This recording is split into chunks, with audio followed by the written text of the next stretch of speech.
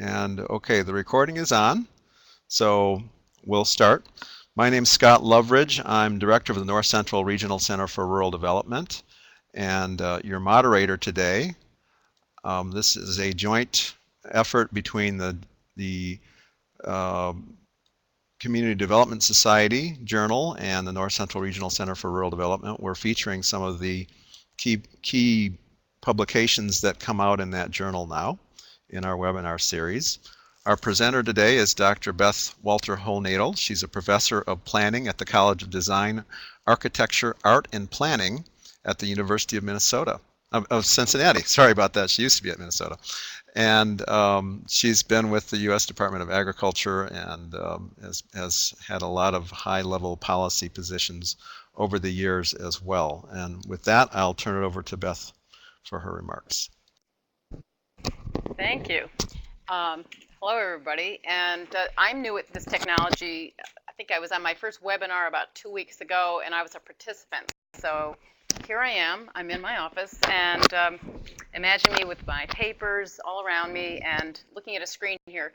I did want to start by finding out who was in the audience because, you know, it's a little bit like being on the radio. You don't know who's tuned in, who's listening. So I want to know, you know, what your interests might be. So I'm looking here, and it looks like of the people who are on here today, that 66% of you, the primary focus of your professional work is non-metropolitan. So that's very fitting for what we're talking about. And much of the remainder work on both metropolitan and non-metropolitan. Also not very surprising. I see we have a very educated group of people where everyone has at least some college, and half of you have a doctorate, it looks like. And your primary place of employment is not in a non-metropolitan area. Again, that doesn't surprise me. So about 60% of you, you're focused on looking at non-metropolitan areas, but your office, your primary place of employment, is actually a metropolitan area. And residents, you're fairly split. Looks like 52% of the people here actually live in a non-metropolitan area. And the other thing that interests me was about a third of you do educational technical assistance and about a quarter in research. So that gives me a good background. And I'm really pleased to see that I don't know a lot of you. So I was more afraid, I think, that I would know most of you people and you would know what I had to say before I ever said it. So welcome, everyone. Glad to be here. And let me give a little additional background to what Scott said by way of introduction, to tell you kind of how I got into this area and why I've persisted in my interest in studying rural development policy over the years. Because I think my perspective on this topic is, you know, if not unique, it's rather unusual. I went to Washington in 1979, fresh from a PhD at Syracuse University, where I'd done my dissertation research at the Metropolitan Studies program. So studying rural and non-metropolitan, which are often used interchangeably, but they really aren't synonymous, non-metropolitan and rural. But studying those areas was a shift to me.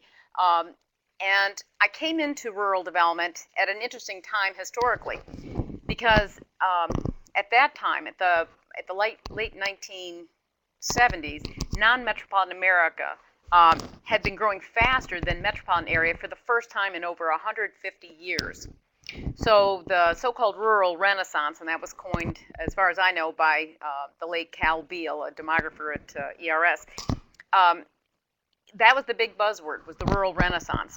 And President Jimmy Carter had announced what was called the Small Community and Rural Development Policy, that had a local government capacity building task force as part of it.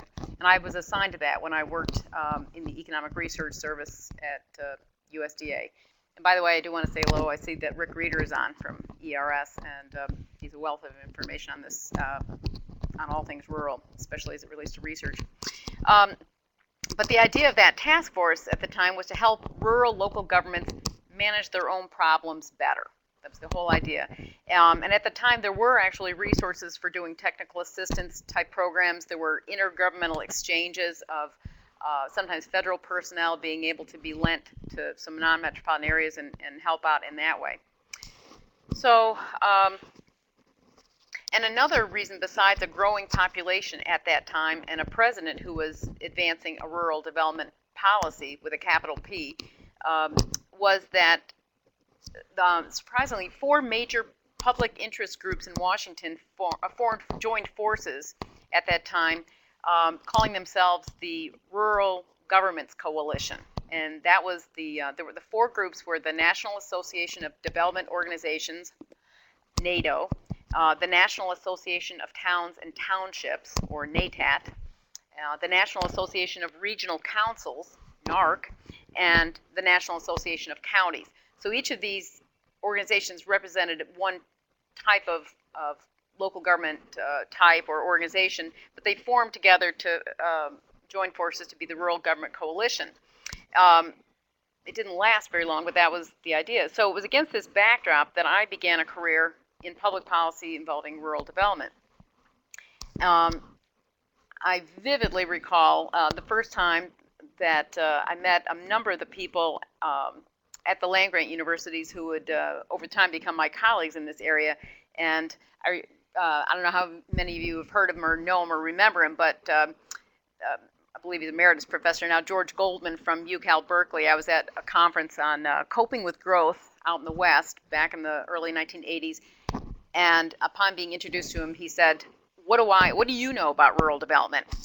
And that was a rather withering moment. And from then on, I've been asking myself the same question. In fact, I still have more questions than answers. And the questions that I raise are not intended to be, they may come across as trying to be prickly or overly critical, and I don't mean them to sound cynical. But I do intend to provoke some critical thinking about the repeated calls for a quote-unquote national rural development policy. And the gist of my message is that it's captured in that often quoted definition of insanity as doing the same thing over and over and expecting different results.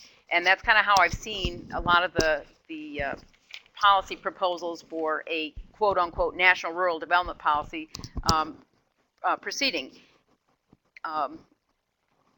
That over time, by the time I left the federal government, I was only in there for 11 years, I served under 3 different presidents. There were, they had different names. There was the Rural Regeneration Initiative, Access 88, they had other names. But I didn't really see a lot of differences, and I saw some commonalities among them. So this theme of repeated attempts to, sorry, my screen went on me, to have a comprehensive, well-developed, well-funded rural development policy is what I've sometimes written about as the quote-unquote cargo cult mentality. And I'll say more about what I mean about that later on. But basically it's the idea that we keep expecting the same thing to happen, and I think there's a lot of reasons why it hasn't happened, and that's not necessarily so bad. So that gives you a little bit of a preview of where I'm going today. Notice that Rhonda Phillips has a question in there whenever you get a moment to respond to that. Oh, okay. All right, I've got a question already. Here is the question. How can local ag and community interests have a voice?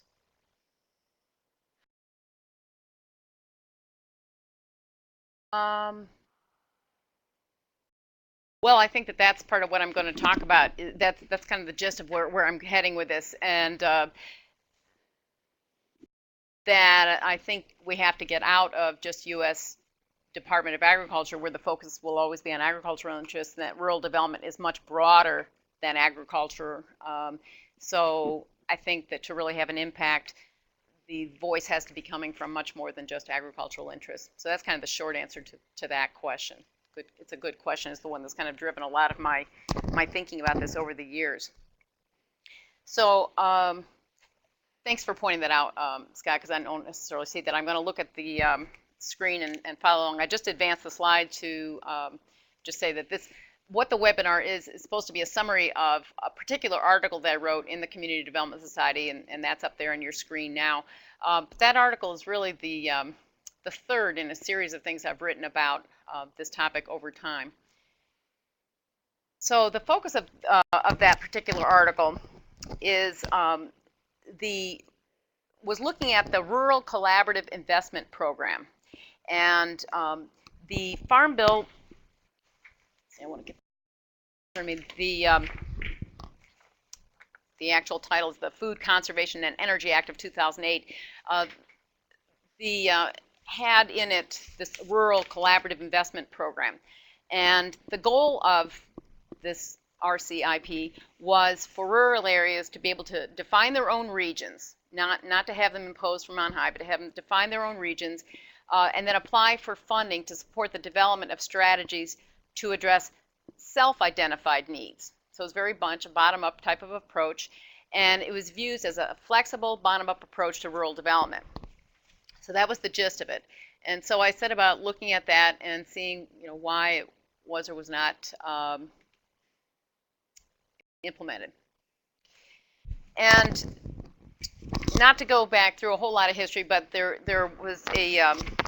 had been a whole history of rural development programs over the years. Some of them had the name rural development in the title, but there were a number of programs, and I'm going to give a couple of examples in the next 2 slides, of programs that were not ostensibly rural development per se. They didn't have rural in the title, but nonetheless did serve state or locally identified rural development goals. So a couple examples. Or before I do that, I did want to say that other people have also talked about also part of this backdrop is the intergovernmental nature of rural development. That whatever happens in terms of developing rural areas and regions, it's impacted by federal, state, and local policies, and also at the regional level, interlocally. So it's very complex system, and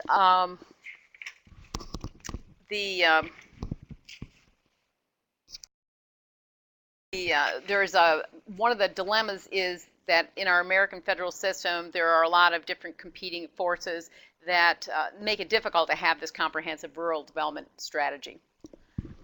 And so it made makes the outcome of ever having a national rural development policy somewhat uncertain. So others have recognized this as well. Just to give you a couple of those examples I told you about, where there have been many efforts, and I'm just going to show a couple, where there are federal policies and programs that come from, say, HUD, the U.S. Department of Housing and Urban Development, that don't necessarily have rural in the title, but do have an impact. And there's been some research on the Community Development Block Grant, for example, and saying that it's been modified and also addresses the development issues and needs of rural communities. You take an earlier program that's before your time for a lot of you folks, but when I was at USDA, I was interested in this question of whether or not there are programs outside of USDA that are supposedly for urban areas but might have a beneficial impact on rural development. And at the time I studied the Urban Development Action Grant Program. It's not around anymore. But I did look at a number of case studies, and I found that it turned out to be a rather flexible program that could accommodate differences in economic development needs as perceived locally, and was useful to rural areas. So the focus of the paper that I published in the Community Development Society Journal was an analysis of this RCIP, the Rural Collaborative Investment Program Initiative, and what it was supposed to do, and how it predictably was a stillborn program. It never, drew its first breath due to a lack of funding. And I have a little note to myself. There's a few places here where, if you'll indulge me, I'm going to read, I think only about 3 times, some passages from the paper to, if I pull up the right one here. While you're doing that, I would note that the editor of the journal is offering a free copy of Beth's article if you would go to the site she lists and enters that voucher code. So thanks very much for that, Rhonda. And thank you, Scott, for allowing me to reach down on my floor and pull up the right piece of paper. So I just want to read this little brief part of the paper, a little preview. It said, so it's against a mixed backdrop of earlier rural development programs and programs that were not targeted specifically at rural areas, but served state or locally identified rural development goals nonetheless, that the RCIP program was put forth as the latest federal approach to rural community development. And the outcome of this endeavor was a stillbirth program in which a full-term program failed to draw its first breath due to a lack of the basic necessity of life, federal funding. So it basically died because there was not any funding, and I'll explain why that was predictable that would happen. To look at the initiative itself, though, getting aside from the funding right now, I wanted to use a logical framework for analyzing the program. I mean, does the program itself make sense, regardless of whether there's funding? And there's a lot of research that say that yes, you know, just using a logical framework, kind of a rational approach to looking at what a program is designed to do and could work potentially is a useful thing. And the late John Brandel, who was at the University of Minnesota, said one time that, you know, we should always ask, what is the theory behind a given program or policy? Why should we expect this to work? And consider something, whether something even in theory makes sense, or is it just wishful thinking? So is it basically sound and make a lot of sense? So I used, and I often use, a framework that was developed years and years ago, in the early 1970s actually, by the Agency for International Development. And the components are simply input leads to output, leads to purpose, to goal. So if the ultimate goal is rural development and more, you know, viable, prosperous, sustainable, you know, rural America, how do the basic inputs that we put into these programs lead to goods and services or programs that serve a purpose that, if they were to be successful, would help us achieve this goal? So that's the general logic or theory of the program that I'm looking at. So with the RCIP, we're going to look at the raw materials that go into a process in which they will be converted to outputs or goods and services. The funding was supposed to have been, was authorized to receive $135 million for fiscal years 2009 through 2012. So, you know, that was the funding level. That would be an input.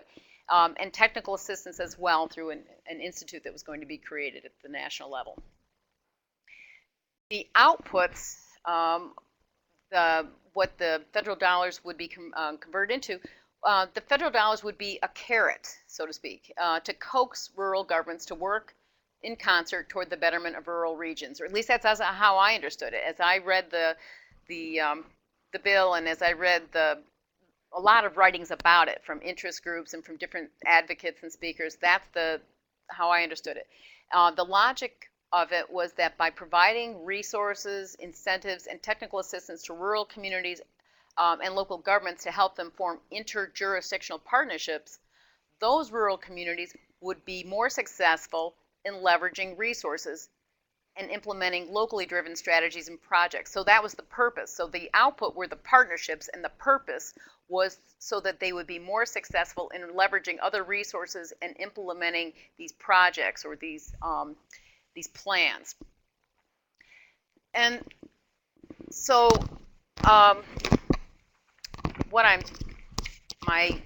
as I understood the program, it did make a lot of sense. There was nothing that on its face, you know, didn't make sense. Okay, I'm going to go to page 59 of the article now. Scott, isn't it time for you to say something so I can find my article? No. I'm only kidding. Actually, I would just, you know, comment that folks can add to the chat box, and I'll be monitoring that, and you know, point that out to our speaker. So I just want to pull up on page 59 of the article for those who would like to get a copy of it. I'm saying, in short, the logic of the latest rural development program, in theory, seemed to avoid some of the shortcomings of a generation of initiatives. Rather than using the proverbial cookie cutter to stamp out uniform strategies that may not suit each region's conditions, the RCP was going to provide and this is a pun, the dough so that rural areas could develop their own recipes with outside expertise and the technical assistance available through the National Institute to advise and support these locally conceived initiatives. In other words, it would decentralize programming and build local capacity for realizing their objectives in an era of devolution. And regions would have incentives to form functional regions that were of the shape, the size, and the character that fit the needs of the community. So I thought it was correctly assumed that the clustering of industries and institutions and governmental units would be diverse so that an appropriate federal role was to be the catalyst. And so, it sounded, very like a really good idea, that it was not going to just impose from on high. It was allowing local regions to cluster in configurations that made sense to them. Another thing it did was it avoided some of the sectoral policies of the past, or at least it appeared to do that. There's, the way I've always understood is there are essentially three broad types of development programs or policies. You can be geographically focused, so you could have spatially targeted. We're going to focus on central cities or rural areas or neighborhoods, some kind of spatial or geographic approach. You can take a sectoral approach, such as focusing on agriculture or automotive or high tech or something like that, or you can focus on human capital or individuals and people. And so one of the things that the policy, at least on its face, seemed to be doing was avoiding taking a particular sectoral approach. It also avoided the top-down cookie-cutter approach of saying what's best for each and every place, that one size fits all. It allowed for flexible regions that didn't necessarily respect jurisdictional lines, which is makes a lot of sense because problems don't conform to those jurisdictional boundaries. And it was very much a decentralized approach and a partnership approach. So that was the good side. But the crux of the problem is that no money has been expended on the newly minted program, which offered a window of opportunity for changing relationships in rural development policy implementation. Now I have to step back and mention something that I wanted to say at the outset, is that when I actually wrote that article for CDS, I submitted it in November of 2009, so it gives you a little idea of when I was writing this, and it was finally finished up almost a year ago now, just the final point. So there were a lot of things that may have happened since then, and there's an initiative now, the SET initiative, which some of you may have heard of. There's some things going on that came after what I was writing about.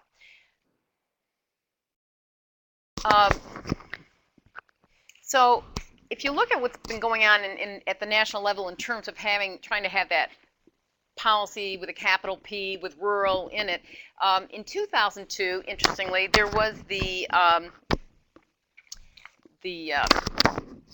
Rural Strategic Investment Program. And as I understand it, the 2002 bill mandated the Rural Strategic Investment Program, but the Agricultural Appropriations Bills required to implement the program forbade the USDA from spending the money. So that one went away. Then came along the 2008 Farm Bill that replaced our SIP with the RCIP, and it made the RCIP discretionary. So this twist, and this is from the article, I'm just going to quote a little bit from page 60. This twist meant that rural interests had to make the case for funding each year because it was not a mandated program. And as I understand from some people, that was probably intentional, that it made it, kind of a little higher bar. But the problem with the mandated, the problem with the mandated program, the previous one, was that the money was not was authorized, but the language in the appropriation bill specifically prohibited the writing of regulations for implementing the program. What happens in both cases is that there is just no money. The programs made sense, but in each and every case, instead of the money being put toward rural development programming, the money in the farm bills has consistently gone to commodities, conservation, food and nutrition interests, and so on, which are better at winning the battles for appropriations, which I think kind of answers the question that I got earlier in the chat.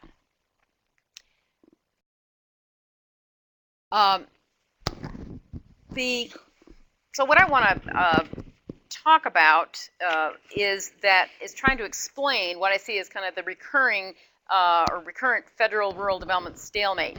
You know, this is the failure to have a meaningful, comprehensive rural development policy, and from the way I see it, and having been looking at this for over 30 years, is the surprise would be if there were to be a rural national rural development policy, ignoring that doing nothing is also a policy. For those of us who study public policy, we always include that as one of the options.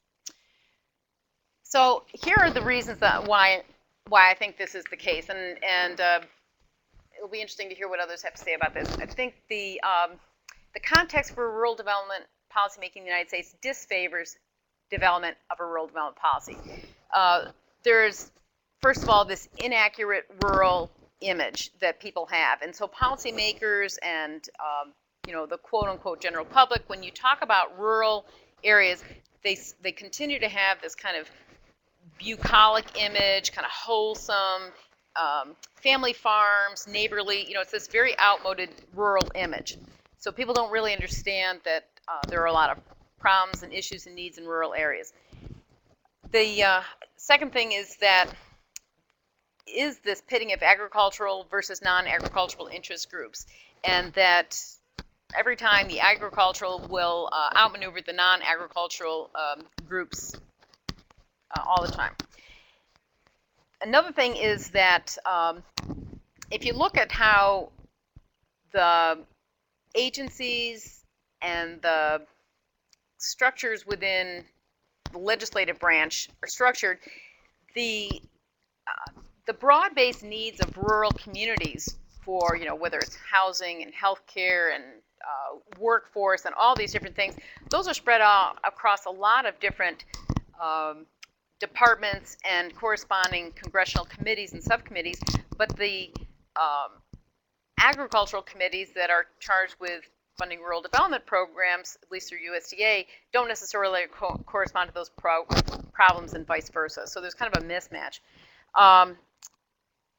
Also, there's just the fact of a declining rural population. Today, I just went on the ERS briefing room this morning just to check out the number, and as I understand, non-metropolitan areas are now 17%. Non-metropolitan areas now contain just 17% of the U.S. population. So, just in terms of sheer numbers, they're not as powerful as they were, and they're not gaining in numbers. There is this perception, which I don't happen to agree with, but there's a perception that urban interests and rural interests are in competition with each other, that what you do for urban areas might hurt rural areas and vice versa, and I don't think that's true. I think they're caught up in some of the same issues, and that if you help one, you'd be helping the other at the same time. And then also the whole federal system and its complexities with 50 states and different kinds of institutions and structures and cultures and values. It makes it very difficult. And I depict this with what you see on the next page. This is from the article. I don't know how well it shows up on your screen, but this is just trying to say that here's federal rural development policy, and around it you have all of these things going on. And I depicted the one of the circles is this. It's the agricultural interests and the non-metropolitan rural interests. And I said you can kind of think of them as maybe in a kind of arm wrestling, with the agricultural interests having the upper hand and a lot more coordinated muscle behind it, giving it more leverage. So both of those interest groups are out there that affect rural development policy, but I think the stronger of the two, especially as long as this, rural development remains within USDA, primarily, it will always be that way. So I then talk about the current prospects for rural development policy, and I think the where we're heading are more regionally and locally targeted economic development strategies. There'll be rural development policy is likely to be piecemeal and incremental and fragmented, which is not necessarily bad. It may be focusing on particular issues and needs, whether it's workforce or healthcare, transportation, and so on. Rural areas will continue to face formidable challenges and competition for resources. And this is where I probably will sound cynical, but I say I think there will probably continue to be some rhetoric and photo opportunities and so on, but and a lot of lip service to rural development, but not necessarily any money for the programs. I don't see any. I don't see, say, President Obama announcing a major rural development initiative with a lot of funding at this point, with everything else that's on the plate. And I see more integration of rural development into other substantive areas of policy. Beth, there's a couple questions that came in. One was on how do we maintain support in the face of population decline, and the other one is, what about kind of all of us in it together without making a distinction between rural and urban, and hopefully looking for the synergy. Well, I actually agree with that approach. I think that one of the problems is that it's not a problem. One of the issues is that if we try to have a standalone policy, you're right, the numbers are so small, you can't have any, have enough clout to make this happen. But there have been, you take some of the land use questions or sprawl or some of those issues. They're troubling to urban areas as people have disinvested in urban places, and there's been decay and decline and so on. But it might be a problem in rural areas as well. So if you just look at problems, say, like unemployment and transportation, and create more jobs and things like that, more prosperity, they're not necessarily fighting against each other, that they should be joining forces. I think a lot of urban areas and rural areas have same kinds of needs, and that having a more comprehensive, holistic policy that addresses those needs would be more helpful. And also policies that focus on people who are in need and people in distress, and allowing them to, through getting an education or having access to transportation and services and training and so on, can more fully participate in society. I think that those are probably a more fruitful way to go. I don't know if that answered those questions or not. I've got another one. Do you think, one of the things that's been happening, but it seems to be accelerating, is that, as population declines and as the federal government becomes less willing to, hand out money to states, and then states in turn are less willing to hand out money to local governments, and so you're getting these local governments that are in, really severe financial straits now, whereas before maybe they were sort of cutting around the edges. Now they're cutting to the bone, or maybe into the bone, and trying to balance their budgets. They can't borrow like the federal government does. And I'm wondering if that is going to make it a little more feasible politically at the local level to look at combination of local governments, or more sharing of services, or are people going to just stay with those old turf battles, and our high school plays your high school, so therefore we can't work together kinds of mentality? Yeah, well, if any time was ripe for it, now would be the time. As you know, the whole idea of consolidation, it's statistically, it's been more often studied than actually happens. Something like 75% of attempts to consolidate local governments, I forget the numbers now, but that's a figure I've seen quoted in the past, fail. And I think it's a last resort for people for reasons you give, but I actually do see some of it happening now, and this is totally anecdotal, but I would have been kind of shocked to hear that back in my hometown in upstate New York, the rival football teams in the high school, all the athletics are going to be combined in this one area. And I think it's either that or they wouldn't have sports at all. So there are things like that are happening. Local government, that is something that I've studied a lot, is trends in local governments, and we have we had relatively stable number of counties over time for decades and decades, at about 3,000 counties. But the number of townships has declined somewhat as, and sometimes they do go away. Sometimes they get incorporated as municipalities, but sometimes there have been states that have pretty much abolished a whole type of government, say townships, and that does come up from time to time. And there are policies within states where they've sometimes encouraged the consolidation of either counties or municipalities.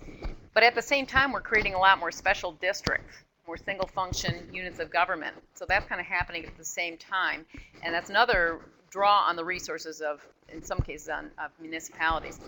So I don't really know what's going to happen on that, whether that will lead to more consolidations but probably will lead to more sharing of services and just dropping of functions, because as you say, they're at the bone right now. And in your state, in Michigan, and our state, there are provisions for the state to actually take over units of local government, and some of them may be as much as forced to deal with these things in very draconian ways.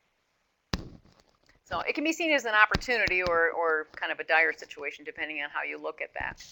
Dave Sears had a question about a program that he's involved with called Stronger Economies Together, which is, it's an educational program helping groups of counties, kind of look at what's their common economic and comparative advantage, and what kinds of strategies might they do together. And he mentioned that most of the first 22 that have gone through that program include, part of the requirement is 51% has to be rural, but they've still included metro counties. And do you think that's going to work as a viable model of, kind of grouping metro areas with their sort of hinterland and coming up with, a proposal or a set of activities that really builds on the region's comparative advantage? Right. So what he's talking about, for those who aren't as familiar with it, he's talking about the Stronger Economies Together, or the SET initiative. Yeah, I think a couple things about that are good. One is it's the, at least promising, one is that these multi-county regions, they don't conform to particular boundaries, and I think they allow a lot of discretion at the local level, and they do include the urban and the rural. And I think that that's been one of the things that's been missing in a lot of our policies, is to explicitly, not separate the two, but look at it as, they're as a region. And one of the things I did want to say, I hadn't said this before, but urban and rural areas, I've always found, have the same problems, whether it's crime, poverty, environmental issues, and so on, but the context is different. I mean, you have more spatially separated, more sparsely populated rural areas, and then you've got the more densely populated, spatially proximate urban areas. But as a region and clustering, it makes a lot of sense. The other thing about the SET initiative that I think is intriguing is it does, or promising, is it has that capacity building component to it, at least my word for it, in terms of giving the education, the training, the context, the perspective, the knowledge, so that the regions can develop their own blueprint or their own approach, their own plan for doing rural development. And I think that that's, again, a sound approach. Something that is a little new. It'd be interesting to see how successful in this current economic environment it is, these local regions, how successful they are at being able to garner resources, because, as I say, the states are strapped, the federal government doesn't have a lot of money, but there are foundations and other opportunities out there that may have resources that they can use to implement their programs and policies. Ben had a question too, on how do you track the pace of rural development with bad data, basically. How do you track the pace of rural development with bad data? Is that the whole question? I'm not sure. What's the question? Is how does one track the pace of rural development in communities without consistent long-term economic data? And probably he's talking about, sub-county, where, the data are very sporadic. You basically get a picture once every 10 years. Right. Yeah. Well, I think and I think it's gotten better. I wish there were other speakers on here who actually work in that area more. That was always kind of one of my frustrations, is that a lot of the data were, at least historically, available on a county level or metropolitan area level, and it's not very revealing. Take an example like St. Louis County, Minnesota, where Duluth is. If anybody's seen it, it's a huge county. It's a big geographic area within the state. It has one city in it, but the rest of it is very, very rural. So it's not very meaningful to do those kinds of comparisons. It doesn't help very much at the local level. So how does one track the pace of rural development without consistent long-term economic development data? It's difficult. I don't really, at the local level, they perhaps can develop their own indicators and track it over time, but there's not as much, say, national data, and it kind of masks a lot of the differences within, what might look as a prosperous county. There can be an awful lot of disparity and differences between and among communities in those areas. And then So it's challenging. Meredith Redland from South Dakota State University had a question about cooperative development and like corridor models and how these have been seen as competitive between the most urban centers and the most rural communities, where you're trying to do, okay, let's do a corridor. And everybody says, oh my gosh, you're running roughshod over me, when really you're trying to coordinate. How do you deal with that?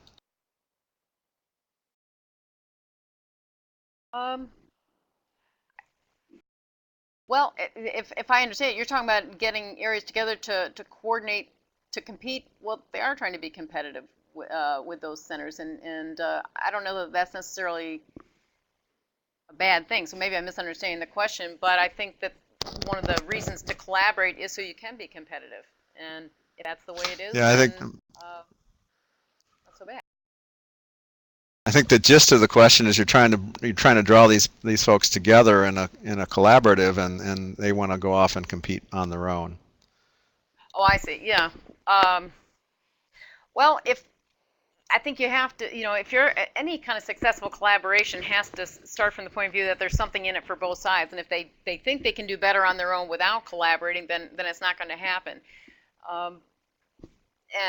And there are a lot of disincentives to collaborate, especially among local governments. There's no doubt about it, for tax base and so on. If they think that they can, we talk a good game here in this part of the state I'm in now about the city and collaborating, and we'll all benefit as a region if there is development anywhere in the region. But the fact of the matter is, it does make a difference whether or not that business locates in Cincinnati or if it is in one of the jurisdictions that's nearby.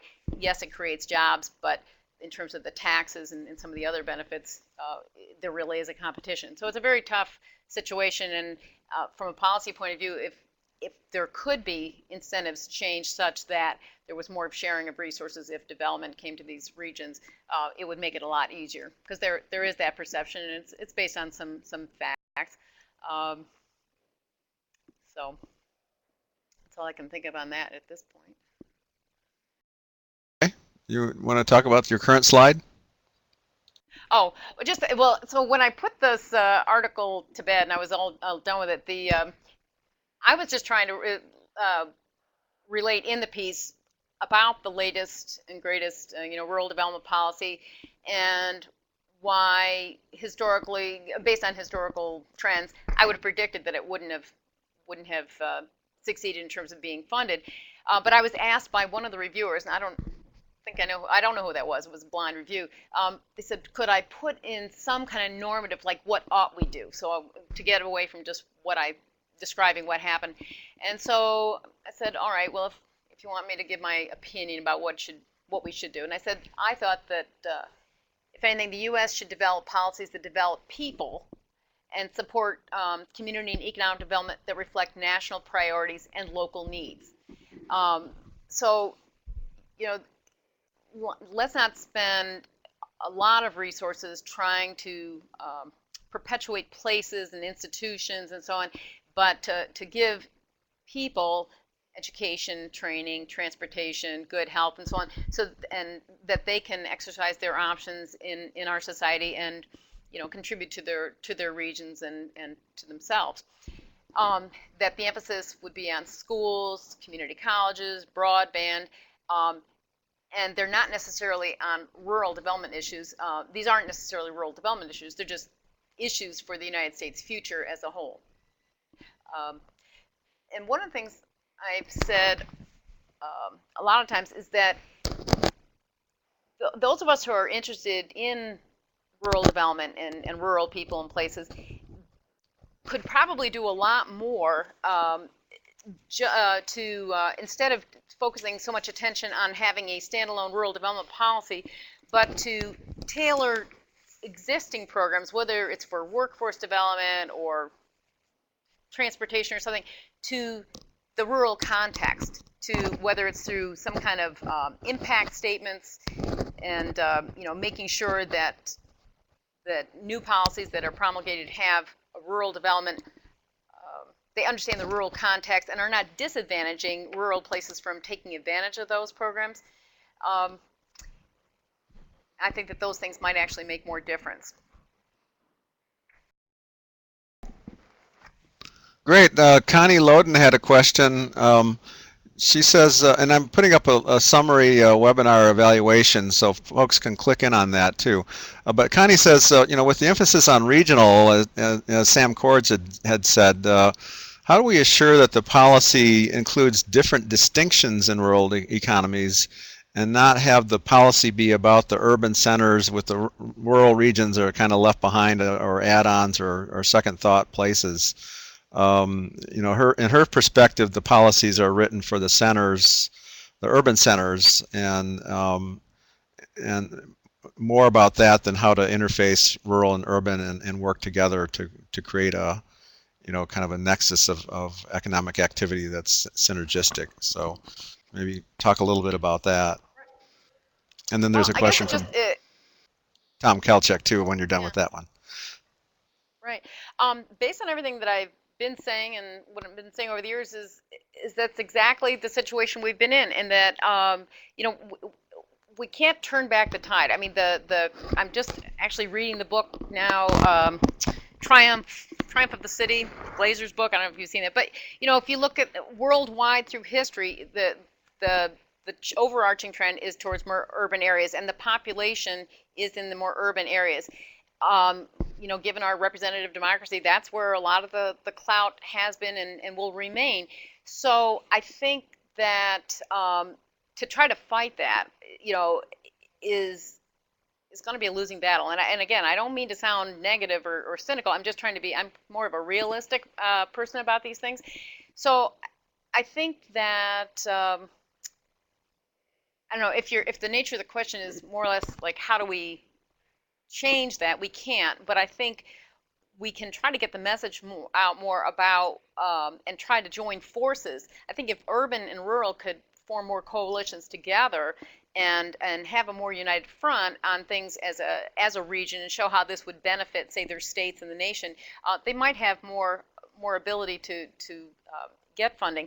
And it's interesting, one of the things that, it's not just my work, but other writings I've seen, that one of the reasons that the agricultural interests have been so successful is that sometimes they come together to get this thing called the Farm Bill, and the commodity groups, don't bicker so much as they're trying to get the big policy or the big framework together, and then kind of fight over pieces of the pie later.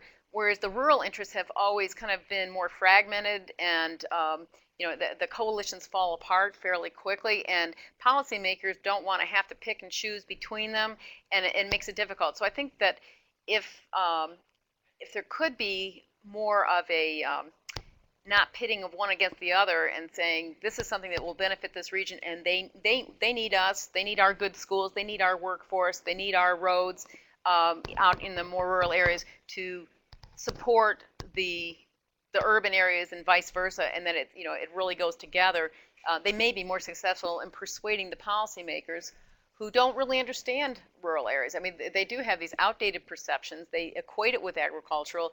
They really don't understand it, and so I think that we can't do enough to educate policymakers about what the actual context and issues and needs are and how things fit together. Actually, a good segue to Tom Kelchek's question, which is kind of the opposite. And he's noticed it in Michigan, but I've noticed it in other states as well, where you've got a local economic developer who works with every industry except agriculture, in a rural area. So they're there fighting to keep the cut and sew operation in business, but ignoring in one community I'm thinking of in West Virginia. So the cut and sew operation was going down, and the local developer was working as hard as possible to keep those $8 an hour jobs in the community. And meanwhile, there was a soy dairy operating that was growing like mad and exporting to the whole East Coast, and he had nothing to do with that operation. So, how do you get local economic developers to realize that there is some potential in agriculture, and to build on that potential? That was an interesting example, because when you said it, it sounds like the local soybean dairy operator, whatever, didn't need their help. They were doing fine without it. I mean, it kind of sounded like that. I wouldn't want to leave the impression. I definitely don't want to leave the impression that that agriculture should not be part of it. For gosh sakes, I'm not trying to make it sound either or. I just think that the economic base of rural America is so much more diverse than agriculture. But in some places, that's still the most important industry, and where it is, that should definitely be something that's built on. I think a lot of the research on clustering and economic development says that you want to build on things where you have a comparative advantage and a strength, and if that happens to be agriculture, it would be foolishness not to include that. And I really don't understand why a local economic development organization would not partner with that or build on that strength. It only makes sense. I think, though, that one of the problems is that there are many places where agriculture is not a very big or important part of the economic base, and yet a lot of the rural development policy is geared toward increasing profitability of agriculture. And it's like the adage, you can't get there from here. You can't, if you don't have agriculture in your base and you're trying to address rural development through agriculture, then you're missing so many of the places, the majority of places that are where most of the income comes from non-farm sources today. So, I happen to have grown up. I still own a farm in New York State, and it's not producing, and neither are most of the farms around it. It's a rural area still, but it's more, a lot of other industries, manufacturing, natural gas, and tourism, and a lot of other health and education and things like that. I think you have to really understand what the base is and what the opportunities are and what the workforce is in and the education and all those opportunities, and build on those, not an out-of-date perception or something like that. A couple more minutes left here. Dave Sears had a question on this new HGOT .EPA partnership for sustainable development. Are you aware of that? And is that a good example of the kinds of things that you're advocating? And then Bruce S. from Minnesota. I'm actually not. Okay, all right. I'm actually not to answer Dave's question. Not that. Well, that may be something for everybody to look at then and think about. And then Bruce mentioned this report, and I pasted a link to that report if folks wanted to take a look at that. So.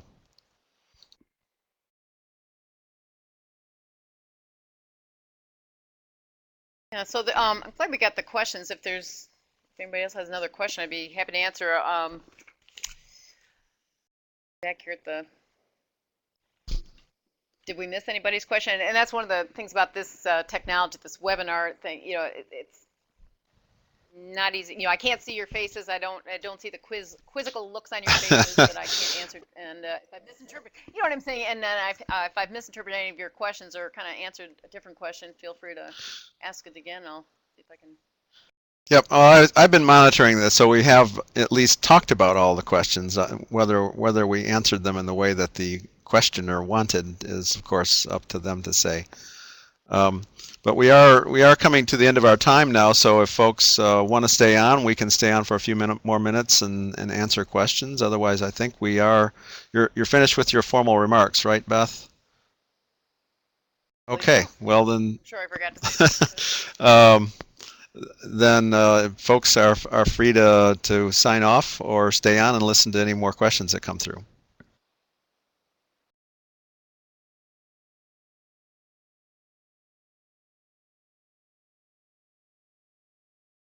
And Connie has repeated an earlier invitation to join the Community Development Society conference, and she's posted a link there. So I encourage folks to think about going to that conference. I've been to that conference many times, and it's a good one. Oh, and me too. And by the way, the 2012 conference will be in Cincinnati. Well, there you Ohio. go. So, put in a plug for Cincinnati. We'll be having it here next year. Yeah, I'm looking forward to that. Yeah. Oh, yeah. That's nice and close. It is. Yep. Down here in a couple hours. Yep. Easy. I might even think about driving it. It's that it's not hard to. Although Let me tell you, we have that's the way to go. we have good connections into Cincinnati from Lansing, so it's not so bad. We have direct flights, so I might do that too. Yeah. Well, again, I don't know if anybody else has any more questions, but it has been really nice to have this opportunity to talk to people about something that I've been interested in over the years, and I think we all have the same basic goals in mind. That I just suggest that we try to take the reality into account and move forward kind of comprehensive policy that maybe won't have as much funding, but we might be able to get some more synergy if we see the commonalities and some of the differences. Excellent. And Rhonda has indicated that the login that she provided earlier actually gives 3 months free access, and so it's a good way to get to know the journal. The journal is an important source of information about community development generally, and so it's worth taking a look.